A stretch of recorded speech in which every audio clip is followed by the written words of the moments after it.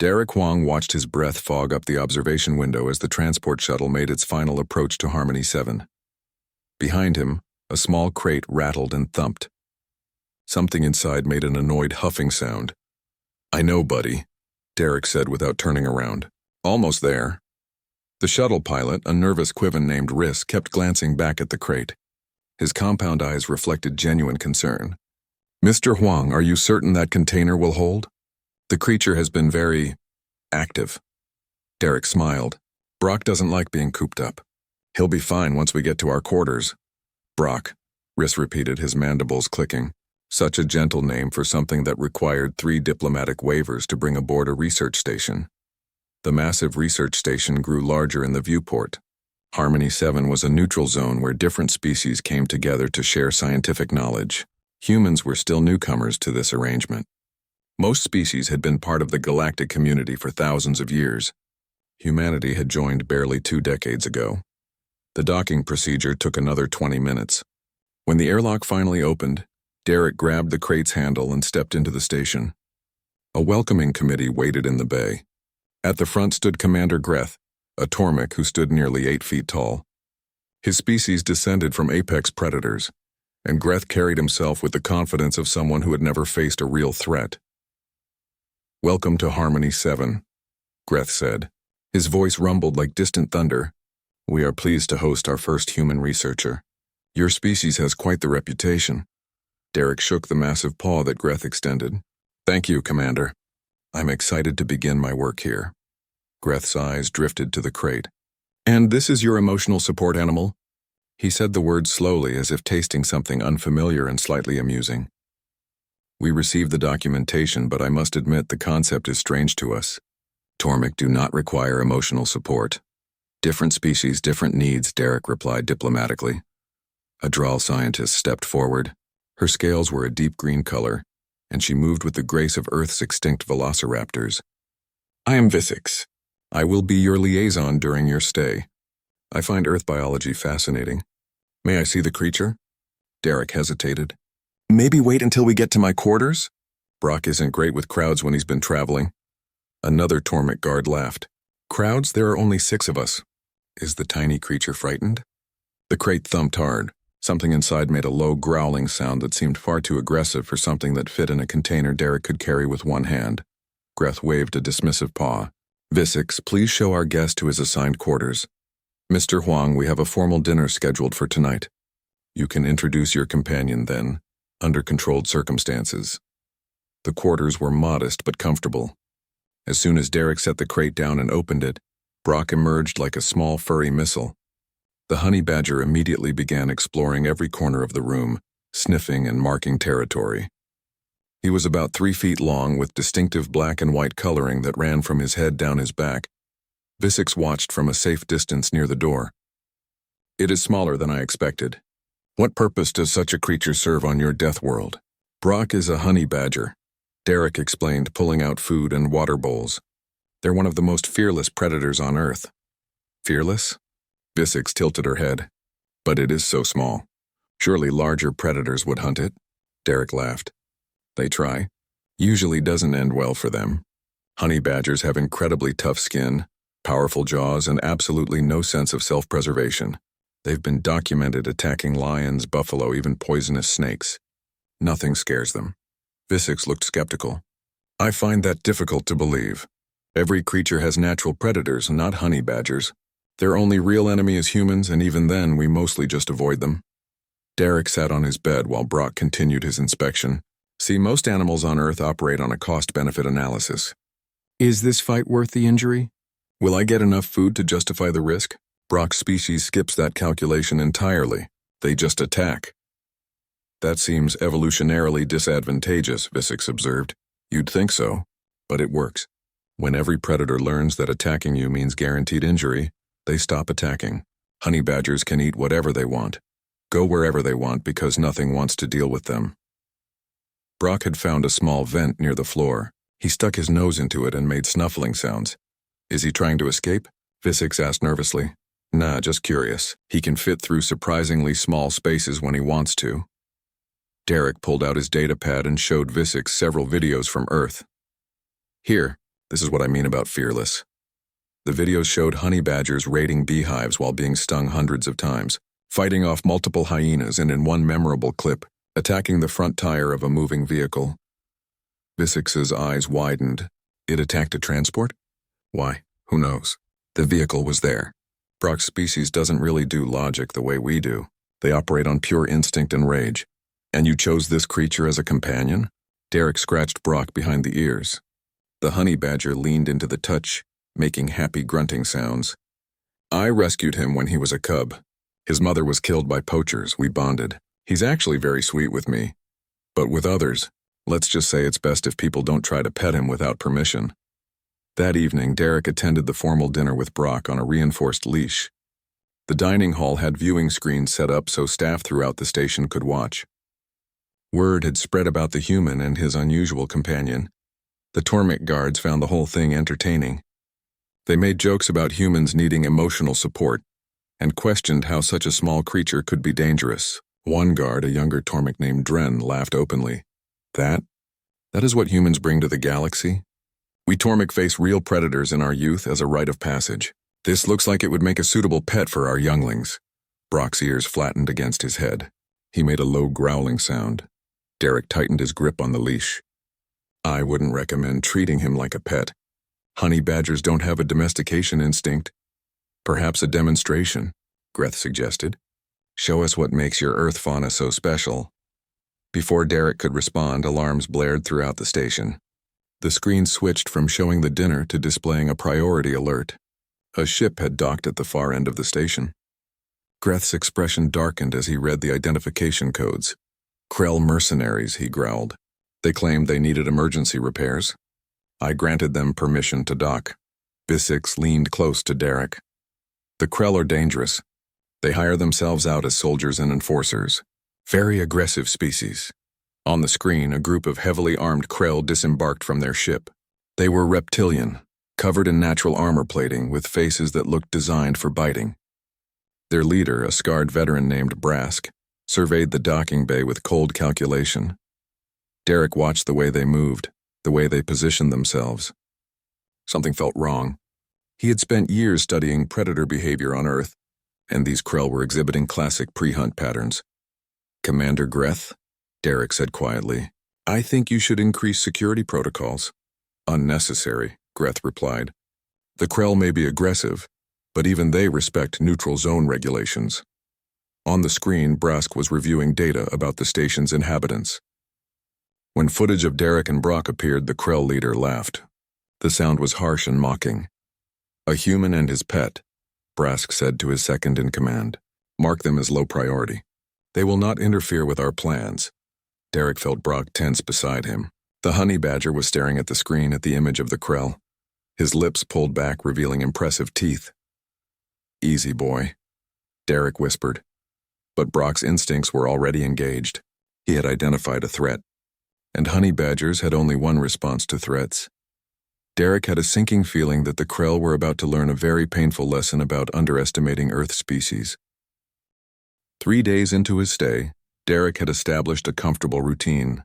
Each morning he worked in the botanical section, studying alien plant samples. Vissix joined him most days, fascinated by his insights into evolutionary adaptations. The Droll scientist had become a genuine friend. Brock, meanwhile, had become something of a legend for all the wrong reasons. The incident in the recreation area started simply enough. Derek had taken Brock for his daily walk through the station's common spaces. The honey badger needed exercise and stimulation, otherwise he got destructive. They were passing through a garden area when Brock spotted something interesting through a transparent wall. Before Derek could react, Brock yanked the leash hard enough to pull it free from Derek's grip. The honey badger took off at a surprising speed for something with such short legs. Brock, stop! Derek chased after him, but the honey badger had already found a ventilation grate. With practiced ease, Brock squeezed through the narrow opening and disappeared into the station's infrastructure.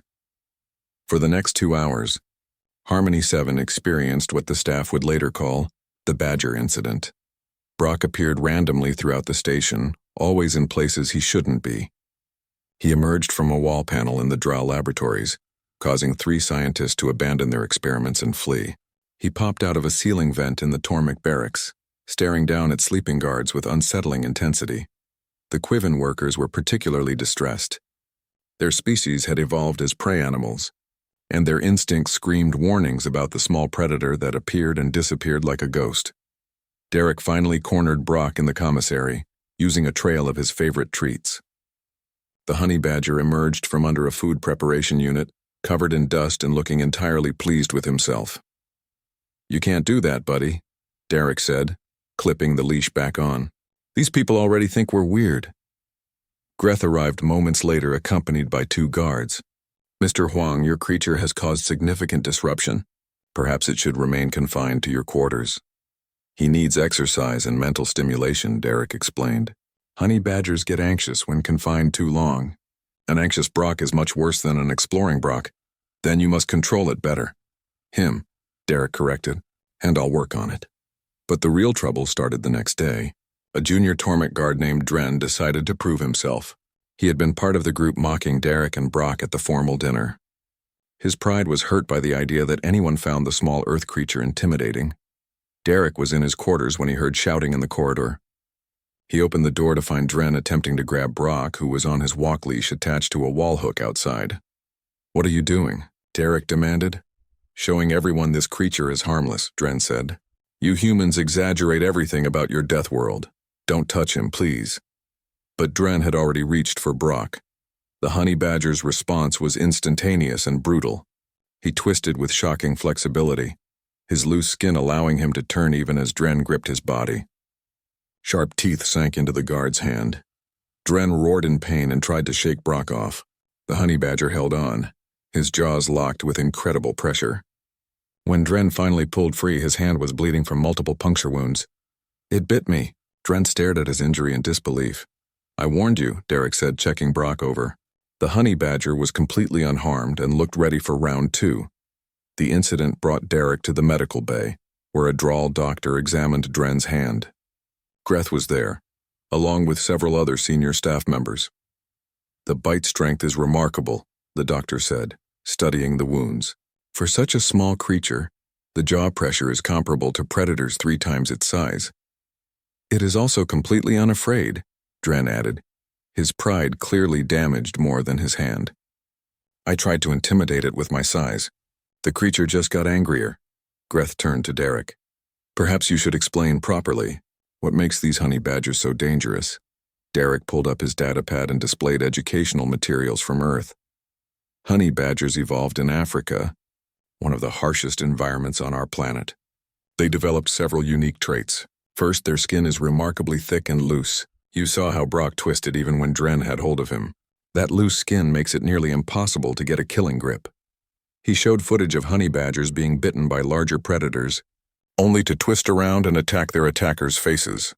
Second, they have no fear response. Most animals will retreat when faced with superior size or numbers. Honey badgers attack, always. They've been documented fighting off entire packs of larger predators. The assembled aliens watched video after video. Honey badgers attacking lions, honey badgers raiding beehives while being stung, honey badgers climbing trees to raid bird nests falling 20 feet, and immediately climbing back up. But why? Visix asked. This behavior should result in death. It does sometimes, Derek admitted. But more often it results in every other predator learning to leave honey badgers alone. The cost of fighting one isn't worth it. They're also partially immune to various venoms and have incredible recovery abilities. There's documented cases of honey badgers being bitten by cobras, passing out for hours, then waking up and eating the snake.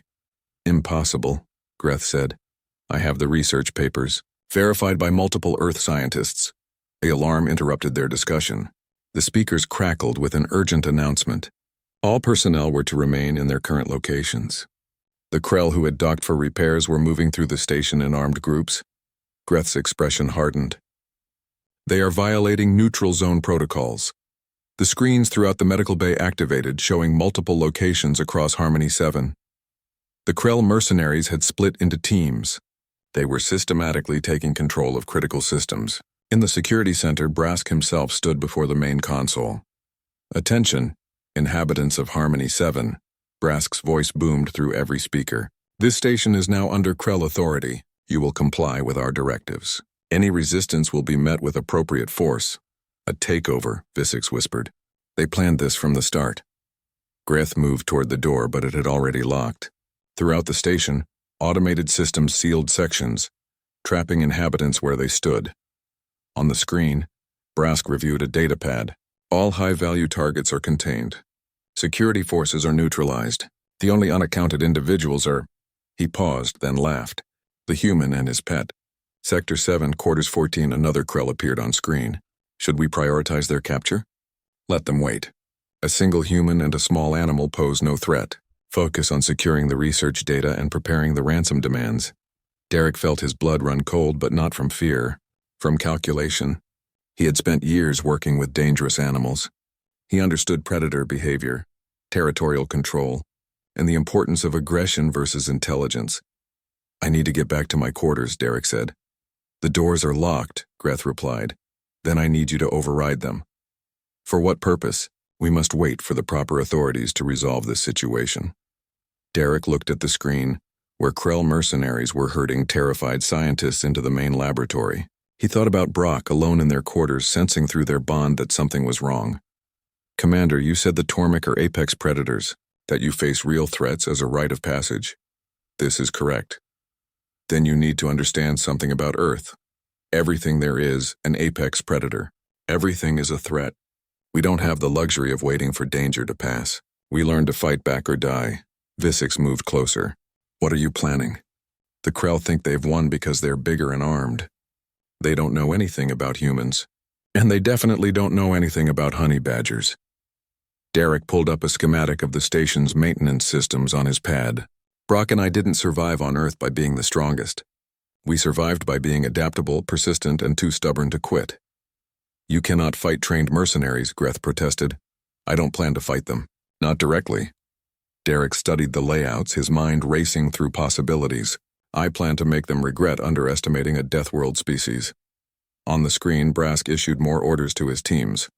He never once looked concerned about the human and the small animal he had dismissed as harmless. That, Derek thought, was going to be his biggest mistake. Visix managed to access a maintenance terminal, while the Krell focused on the main systems. Her claws moved rapidly across the interface as she whispered to Derek. I can unlock the door to the service corridor, but you will only have 30 seconds before the system logs the breach. The Krell will know someone is moving. Derek nodded. That's enough time. Can you map me a route to my quarters through the maintenance system? Yes, but Derek, even if you reach your companion, what then? You are one human and a small animal against 40 armed mercenaries. 40 mercenaries who have never faced anything from Earth. Derek checked the schematic one more time. Send the route to my datapad. And Visix, when things start happening, make sure everyone stays away from the ventilation system. Why? Because that's where Brock will be. The door clicked open. Derek slipped through into a narrow corridor lined with pipes and conduits. Behind him, the door sealed again. He was alone in the station's infrastructure, racing against time. The maintenance passages were tight and uncomfortable. Derek had to crouch in places, crawl in others. His datapad guided him through the maze. He could hear the Krell moving in the main corridors, their heavy footsteps and harsh voices muffled by the walls. It took 20 minutes to reach his quarters. Derek emerged from a wall panel into his own room, breathing hard. Brock was there, pacing anxiously. The honey badger rushed to Derek immediately, making concerned grunting sounds. I know, buddy. Bad people are here. Derek gathered supplies quickly. A medical kit, water, some protein bars. Most importantly, the special harness he had designed for Brock. It had attachment points for a small camera and tracker.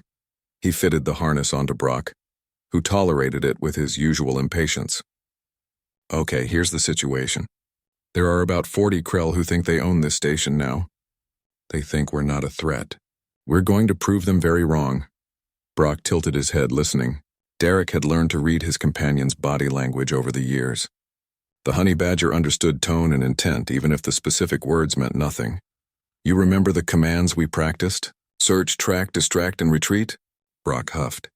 He had never been good at the retreat part. Right, you don't do retreat. How about search, track, distract, and go nuts? That got an enthusiastic response. Derek opened the access panel to the maintenance system. Let's introduce the Krell to Earth's wildlife. They moved through the infrastructure together.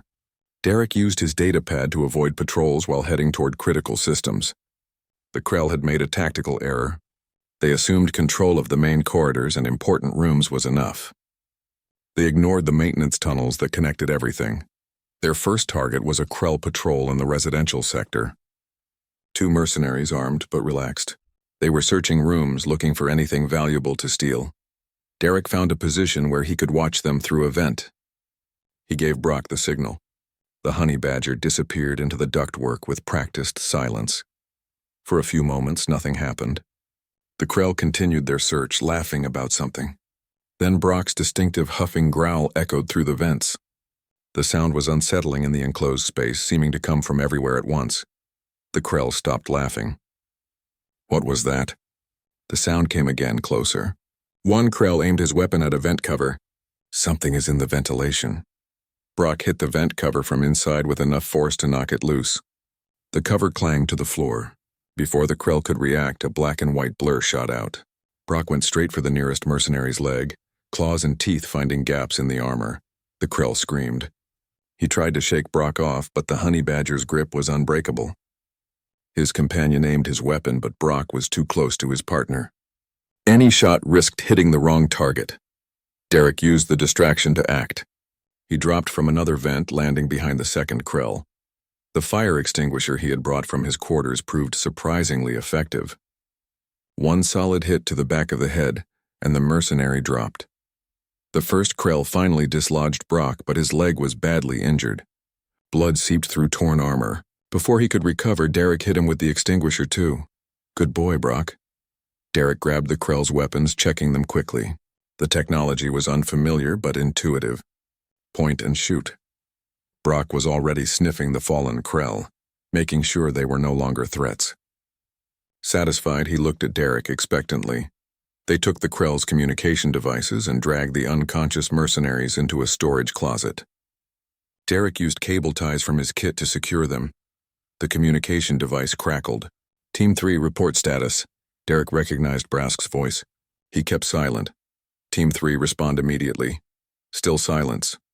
Send Team 5 to investigate their last known position, and increase patrols in all sectors. Derek smiled grimly. The Krell were already nervous. Time to make them more so. Over the next 2 hours, Derek and Brock hit 3 more patrols. Each attack followed a similar pattern. Brock caused chaos and injury while Derek provided backup. They disabled 9 Krell total, leaving them tied up in various storage areas. The station's internal communication system carried increasingly frantic reports. Mercenaries described being attacked by a vicious creature that moved through the walls. Some claimed it was small, others insisted it must be larger because nothing that small could fight so effectively. Derek used a hacked terminal to access the station's speakers in one section. He played a documentary about honey badgers, focusing on the most violent clips. Krell guards watched in horror as the small animals on screen attacked everything they encountered. That is what hunts us, one guard said, his voice carrying through the communication network. That creature from the death world? It is only one animal, another replied, but he sounded uncertain. Small animal. Small animal that has injured a dozen of our warriors. Derek listened to them psyching themselves out. Fear was a powerful weapon. The Krell were trained for combat against rational opponents. Brock did not fight rationally. He fought with pure aggressive instinct. Their next target was more ambitious. Derek had located the Krell's communication hub, a small room where they coordinated their teams. Only 2 guards, but taking it would send a message. This one's important, buddy. You ready? Brock's response was to bare his teeth and make his most aggressive huffing sound. They approached through the maintenance system. Derek positioned himself above the communication hub while Brock went through the lower vents.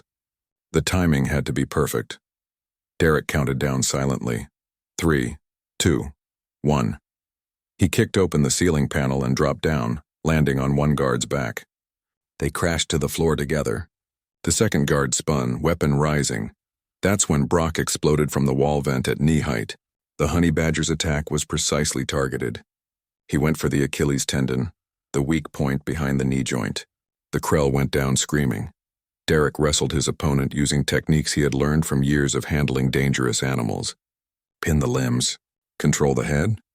Keep moving so they can't get leverage. The fight lasted less than a minute. Both Krell were unconscious.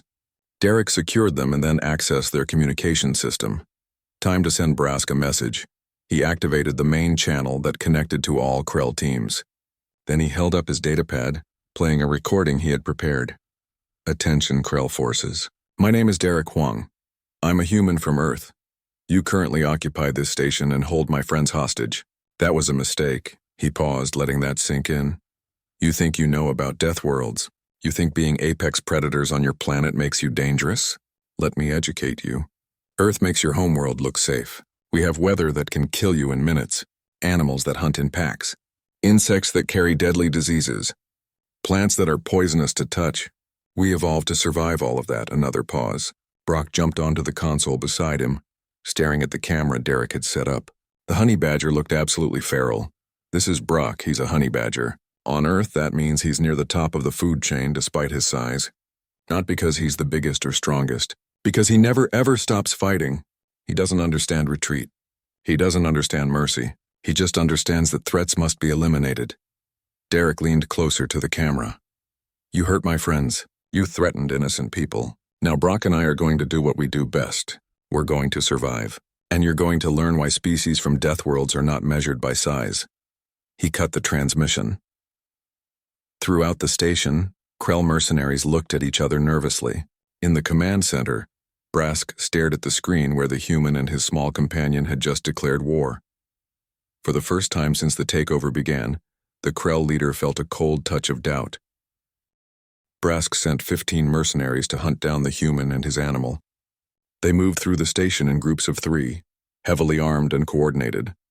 The Krell leader watched their progress through security cameras, confident that superior numbers would resolve the problem. Derek watched the same cameras from a hacked terminal. He studied the patrol patterns and made notes. The Krell were predictable. They stuck to main corridors. They avoided the maintenance areas. They assumed their prey would hide. They don't understand us at all, Derek whispered to Brock. The honey badger sat on his shoulder, a position he had claimed as comfortable. On Earth, cornered animals are the most dangerous. The first patrol walked past a junction in the residential sector.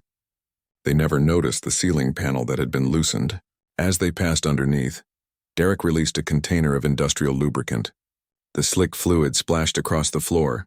The lead Krell slipped immediately. He crashed down hard, his weapon skittering away. His 2 companions tried to help but lost their footing on the slippery surface. They went down in a tangle of limbs and armor. That's when Brock dropped from the ceiling. The honey badger landed on the pile of confused mercenaries and went to work. Teeth found exposed joints. Claws raked across faces and necks. The Krell thrashed and shouted, but the lubricant made it impossible to get solid footing. Derek slid down a support beam, avoiding the slick area. He grabbed their weapons and communication devices, then sealed the junction door. The Krell would get free eventually, but by then, Derek and Brock would be long gone. Sector 7 is compromised, a voice crackled over the stolen communicator. The creature. It is more aggressive than any predator I have encountered. It is small, Brask responded. Use your size advantage, and we tried. It does not care about size. It attacks anyway. Derek changed position, moving to the station's environmental control section. Brock followed through the ventilation system, occasionally making loud noises to keep the Krell nervous. The honey badger understood psychological warfare in his own instinctive way. Keep the enemy scared. Never let them feel safe. In the environmental section, Derek accessed the climate controls. He found the settings for the Krell mercenaries' quarters and adjusted them. The Krell were cold-blooded. They needed warmth to function efficiently. Derek lowered their quarters' temperature by 15 degrees. It was a small thing, but combined with everything else, it added to their stress. The next patrol came looking for him. 4 Krell this time, moving carefully. They had learned to check the ceiling and vents. They wore additional padding to protect vulnerable joints. Derek let them find him. He stood in the middle of a corridor, hands visible and empty. The Krell surrounded him quickly, weapons trained. You are caught, human, the lead mercenary said. Where is your animal? Oh, Brock? Derek smiled. He's around. The Krell looked nervous. They scanned the ceiling and walls, expecting an ambush. Nothing happened. Call to it. Make it surrender. Honey badgers don't surrender, Derek said. It's not in their programming. The lead Krell moved closer, reaching for Derek. That's when he noticed Derek was standing on a floor panel that looked slightly different from the others. The mercenary's eyes widened in realization. Derek stomped down hard. The weakened panel gave way. He dropped through into the maintenance level below, landing in a crouch. Above him, the Krell rushed to the hole, looking down. Brock came from their blind side. He had been in the wall panel all along, waiting patiently. Now he launched himself at the nearest Krell, going for the back of the neck where armor was thinnest. The mercenary screamed and spun, but Brock held on like a furry barnacle with teeth. Derek was already running through the lower level. He could hear the chaos above as the Krell tried to deal with an enraged honey badger in close quarters. By the time they neutralized the threat, Derek would be 3 sections away, except Brock never got neutralized. 10 minutes later, the honey badger found Derek using scent and the tracker in his harness. He was covered in minor scrapes but looked incredibly pleased with himself. "Did you win?" Derek asked. Brock made a satisfied huffing sound that Derek interpreted as a yes. The communication channel erupted with angry voices. The 4 Krell had been found tied up in a supply closet, stripped of weapons and equipment. How Brock had managed that alone, Derek did not know. Honey badgers were disturbingly clever when motivated. Brask's voice cut through the chatter. "Enough! The human is making fools of you. He is one individual. Find him and end this. But the animal, shoot it on sight. I do not care if it is small. Kill it." Derek felt a cold anger settle in his chest. Threatening him was one thing. Threatening Brock was different. "New plan, buddy. We stopped playing defensive." They found Visix using the internal communication system. She had managed to avoid capture by hiding in her laboratory. Derek filled her in on his plan. "You want to do what?" Visix hissed. "That is insane. The Krell have everyone trapped in the main laboratory, right? Using them as hostages. Yes, Brask threatens to harm them if rescue ships approach. Then we remove Brask from the equation. Without leadership, the Krell will fall apart. He is in the command center. Heavily guarded, I know. That's why we need a distraction. A really big one." With Visix's help, Derek accessed the station's fire suppression system. He triggered alerts in 6 different sections simultaneously. Alarms blared. Automated systems activated, flooding empty corridors with suppressant foam. The Krell panicked. They split up to respond to the multiple emergencies. Standard military doctrine said you respond to fires immediately. Brask had no choice but to send his guards to investigate. The command center went from 20 guards to 5. Derek and Brock made their approach through the maintenance system. The command center was more secure than other areas, but Derek had studied its layout. There was always a weakness. In this case, it was the cooling system for the main computers. The access panel was barely large enough for Derek to squeeze through. For Brock, it was easy. "Okay, this is it. The big one." Derek checked his stolen weapons. 2 Krell pistols, only partially charged. He had no idea how to reload them. "When we go in, it's going to get crazy fast. Stay close to me if you can." Brock licked his face. It was his way of saying he understood. Derek took a deep breath. On the other side of this panel was the command center. 5 elite Krell guards. Brask himself. All of them trained warriors. On his side was 1 human conservationist and a honey badger. He thought about Earth. About surviving in a world that tried to kill you daily. About the partnership between humans and animals that let both species thrive. About the fact that size and strength mattered less than determination. "For the record," Derek said to Brock, "this is a terrible plan. If we were smart, we would hide and wait for rescue." Brock huffed dismissively. Smart was overrated. "Yeah, that's what I thought." Derek gripped his weapons tighter. "Let's show them why you don't mess with Death World species."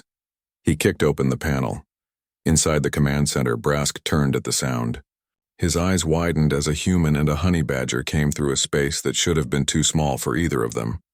The battle began before he could even shout a warning. Brock hit the floor running. He went straight for the nearest guard's ankles. The Krell went down hard. Derek followed, weapons firing. His shots were not accurate, but in the enclosed space they forced the other guards to take cover. Chaos erupted. Alarms added to the noise. Guards shouted.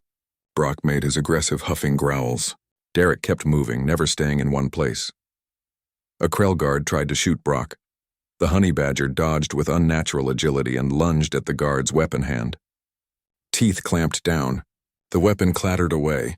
Derek tackled another guard using his weight and momentum. They crashed into a console. Sparks flew. Derek rolled away as a third guard aimed at him. Brock was already there. The honey badger climbed the guard like a tree, claws finding purchase in armor gaps. The Krell screamed and tried to pull him off, but Brock's loose skin made it impossible to get a good grip. Derek grabbed a dropped weapon and fired at the fourth guard. This time his shot connected. The Krell staggered back. That left only Brask. The Krell leader stood at the main console staring at the human and honey badger with something like disbelief. Around them, his elite guards were down or struggling with injuries. Brask was bigger than Derek by at least 2 feet and outweighed him significantly. His natural armor made him resistant to small arms fire. He had killed enemies in dozens of battles across multiple systems. None of that mattered to Brock. The honey badger saw only a threat to his human companion. He charged across the command center floor, claws scrabbling for purchase on the smooth surface. Brask raised his weapon, but Brock was too fast and too low. The shots went over the honey badger's head. Then Brock was on him. The honey badger launched himself at Brask's leg, teeth seeking the vulnerable joints behind the knee. Brask roared and tried to shake him off. Brock held on, his grip unbreakable. Derek used the distraction. He rushed forward and slammed into Brask's midsection with his full weight. The impact knocked the Krell leader backward. They crashed together into the main console. Brask was stronger. He grabbed Derek by the throat and lifted him off the ground. Derek's vision started to darken. He kicked uselessly at the Krell's armored chest. Brock climbed Brask's leg like a mountain, using claws and teeth for handholds. When he reached the arm that held Derek, he bit down hard. Brask's grip loosened. Derek fell, gasping. The Krell leader finally grabbed Brock and threw him across the room. The honey badger hit the wall hard and slid to the floor. For a moment he lay still. Derek felt pure rage flood through him. He grabbed a piece of broken console and swung it at Brask's head. The metal connected with a satisfying crack. Brask staggered. Across the room, Brock shook himself and stood up. He made an angry chattering sound. Being thrown only made him more determined. The honey badger charged again. This time he went for Brask's face. The Krell tried to block him, but Brock twisted in midair. Claws raked across Brask's eyes. The Krell leader screamed. Derek hit him again with the makeshift weapon. Then again. Brask dropped to one knee. Brock continued his assault. He was a whirlwind of teeth and claws, finding every gap in armor, every vulnerable spot. His stamina seemed limitless. Where other animals would tire, honey badgers just got angrier. Brask made one last desperate attempt. He grabbed Brock with both hands and tried to crush him. The honey badger's loose skin saved him. Brask could not get enough pressure on any vital areas. Meanwhile, Brock twisted and bit at the hands holding him. Derek grabbed a Krell pistol and pressed it against Brask's head. Let him go. Now. Brask released Brock. The honey badger dropped lightly and immediately positioned himself between Derek and any remaining threats. "Your guards are down," Derek said, his voice steady despite his racing heart. "Your takeover failed. And you learned something important about Earth species." Brask glared at him with one undamaged eye. "What lesson?" "Size does not equal strength. Fear is a choice, and honey badgers don't make that choice." Derek accessed the main communication system. "This is Derek Wong to all Krell forces. Your leader is captured. Your guards in the command center are neutralized. You have 2 options. Surrender peacefully or continue fighting." He pulled up security footage showing Brask on his knees, bloodied and defeated. Beside him, Brock stood guard, looking ready for round 2. "If you choose to fight, you will face both of us. Every single one of you. In every corridor. Through every vent. We will not stop. We will not tire. Because that is what Death World species do. We survive. No matter what." Silence filled the communication channel. Derek could imagine the Krell mercenaries looking at each other, weighing their options. Finally, a voice responded. "We surrender. The human and his creature have won." Derek almost collapsed from relief. "Visix, release the hostages. Commander Greth, your station is secure." Throughout Harmony 7, doors unlocked. The captured scientists and staff emerged cautiously. In the main laboratory, Greth stood and straightened his uniform. "Tormic pride is important to us," the commander said quietly to the others.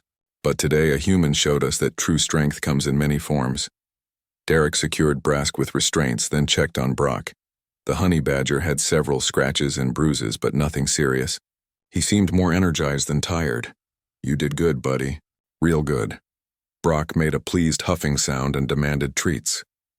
Over the next few hours, the Krell were processed and confined to secure areas. Medical teams treated injuries on both sides. Derek made sure the Krell who Brock had bitten received proper care, though he felt limited sympathy. Visix found Derek in his quarters, where he was finally resting. Brock was asleep on the bed, snoring softly. "You should not have survived that," Visix said. "By all tactical analysis, you and Brock were outmatched." "Tactical analysis does not account for stubbornness," Derek replied. "Earth species have one major advantage. We do not know when to quit. The Krell came from a harsh world too. They considered themselves apex predators. Their world had harsh conditions. Earth has extinction-level conditions. The difference is significant." Derek scratched Brock's ears gently. "Honey badgers evolved where literally everything wanted to kill them. So they developed one simple strategy. Attack first. Attack hard. Never stop attacking. And humans, we learned to work with species like Brock, to combine our intelligence with their fearlessness. That partnership is what makes us dangerous." Visix was quiet for a moment. "I am writing a report about this incident." "What should I call it?" Derek smiled. "How about why physical advantages mean nothing to Deathworld species?" "That is quite long. Then make it simpler. Call it the Honey Badger incident. Let the galaxy figure out what that means." Later that night, Greth came to Derek's quarters. The Tormach commander looked humbled in a way Derek had never seen. "I owe you an apology," Greth said. "We mocked you and your companion. We assumed our size and strength made us superior." "You did not know," Derek replied. "How could you? You evolved on a stable world. Predators there probably have rules, territory boundaries, threat displays that let both sides avoid unnecessary fights. And on Earth? On Earth, hesitation means death. So some species evolved without the ability to hesitate. Brock does not do threat displays. He does not respect territory boundaries. He just attacks. Every time. It is not courage. It is programming." Greth looked at the sleeping honey badger with new respect. "And you bonded with such a creature?" "Brock trusts me because I raised him. I trust him because he has never let me down. That is the human way. We find the most unlikely allies and make them family." The Tormach commander nodded slowly. "Perhaps that is your species' real strength. Not just surviving death worlds, but learning to love the creatures that share them." After Greth left, Derek lay down next to Brock. The honey badger stirred and moved closer, seeking warmth and contact. For all his ferocity in battle, Brock was still the cub Derek had rescued years ago. "We showed them, didn't we?" Derek whispered. Brock made a sleepy huffing sound that might have been agreement. Outside, the station returned to normal. Scientists went back to their research. Security forces resumed their patrols, but everyone who walked the corridors of Harmony 7 now understood something fundamental. Size could be measured, strength could be tested, but determination, true stubborn determination, could not be calculated or predicted. It could only be experienced. And the Krell mercenaries, sitting in their secure confinement, would carry that experience for the rest of their lives. They had claimed nothing could scare them. They had faced apex predators and won. Then they met a honey badger with a human friend, and learned that on death worlds, victory goes not to the largest or the strongest, but to those who refuse to quit. News traveled fast in the galactic community. Within a week, every species with access to the information networks knew about the honey badger incident on Harmony 7. The story grew with each retelling, but the core facts remained unchanged. One human and his companion animal had defeated 40 armed mercenaries. Derek found himself famous in a way he had never wanted. Representatives from a dozen species requested interviews. Military organizations wanted to study his tactics. Scientists wanted to examine Brock. "I am just a wildlife conservationist," Derek told Visix as they reviewed yet another interview request. "This is not what I signed up for." "You are more than that now," Visix replied. "You are proof that Earth species operate by different rules. The galaxy needs to understand this." In the station's conference room, a formal inquiry was taking place. Galactic authorities wanted to understand exactly how the takeover had failed so spectacularly. Derek sat at a long table, Brock on his lap. The honey badger was being surprisingly well behaved, probably because Derek kept feeding him treats. The lead investigator was a tall, insectoid quiven named Rill. "Mr. Huang, your actions saved many lives. However, we must understand the specifics. You had no military training? None, Derek confirmed. I studied animal behavior and conservation. Yet you defeated trained soldiers. I did not defeat them alone. Brock did most of the actual fighting. Rill's compound eyes focused on the honey badger. The creature weighs approximately 12 kilograms. The Krell mercenaries averaged 80 kilograms. This should have been an impossible matchup. On paper, yes, but honey badgers do not understand paper. They understand threats and responses. When Brock identifies something as a threat, he attacks. Size is not part of his calculation. We reviewed the security footage, another investigator said. This one was Drell with dark blue scales. The creature sustained multiple injuries but never retreated. This behavior seems self-destructive. Derek shook his head. It seems that way to species that evolved with strong self-preservation instincts. But on Earth, the most dangerous predators are not always the ones that avoid injury. Sometimes they are the ones that ignore injury until the threat is eliminated. Explain. Think about infection, blood loss, broken bones. These things can kill you later, but a predator attacking you can kill you now. Honey badgers evolved to prioritize the immediate threat over potential future harm. Fight now, heal later. The investigators looked at each other. This concept clearly disturbed them. Greth spoke up from his position along the wall. I have reviewed Earth biology extensively since the incident. Humans have similar traits. Your species continues fighting despite severe injuries. You have documented cases of humans with fatal wounds defeating opponents before succumbing. Adrenaline, Derek said. Our bodies evolved to keep us functional even when critically injured. It is not sustainable, but it can last long enough to survive the immediate crisis. So both you and your companion are capable of fighting beyond normal physical limits? Most Earth species are. When everything on your planet wants to kill you, you develop whatever adaptations let you survive one more day. Brock chose that moment to make a loud yawning sound, showing off his impressive teeth. Several investigators shifted nervously in their seats. The formal inquiry concluded that Derek and Brock had acted in legitimate defense of themselves and others. No charges would be filed. In fact, Derek received an official commendation from the Galactic Science Council.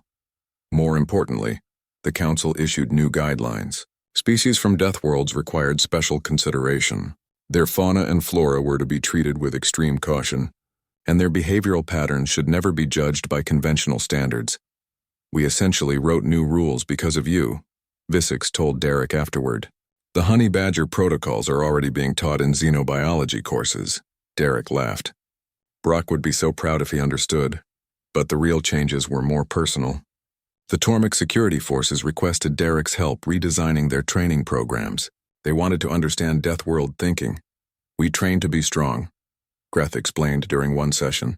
We assumed strength was enough, but you and Brock taught us that determination beats strength. Not always, Derek cautioned. Brock's tactics work because he is small and fast. He exploits his enemy's assumptions. A larger predator using the same tactics would fail.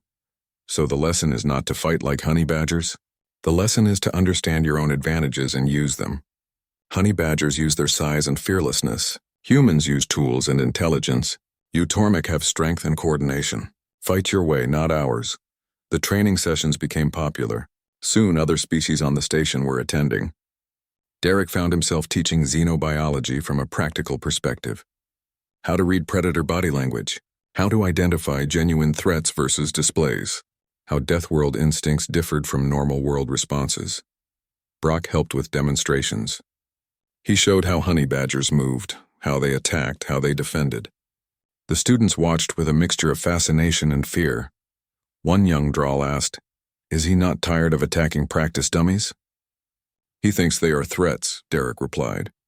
To Brock, everything new is potentially dangerous until proven otherwise.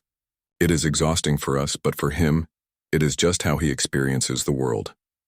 Several weeks after the incident, Derek received a visitor in his quarters. Brask, the former Krell mercenary leader, stood at his door.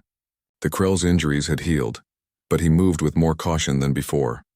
"I am being transferred to a detention facility tomorrow," Brask said. "I wanted to speak with you before I left." Derek invited him in. Brock immediately positioned himself between Derek and the visitor, watching intently. "I underestimated you," Brask continued.